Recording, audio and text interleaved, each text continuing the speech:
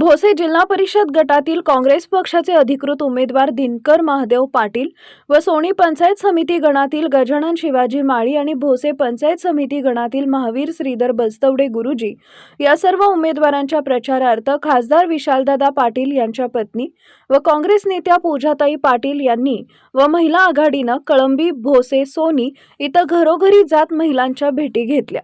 त्या प्रचारादरम्यान माननीय श्री दिनकरराव पाटील व त्यांच्या साथीनं पंचायत समिती गणातील उमेदवारांना मतदारांकडून मोठा प्रतिसाद मिळत असून माननीय दिनकरराव पाटील यांनी आतापर्यंत केलेल्या राजकीय सामाजिक कार्याची भोसे जिल्हा परिषद गटातील सर्व जनतेला जाणीव असल्याने जनता त्यांच्या व सहकारी उमेदवारांच्या पाठीशी असल्याचं चित्र दिसून येत आहे।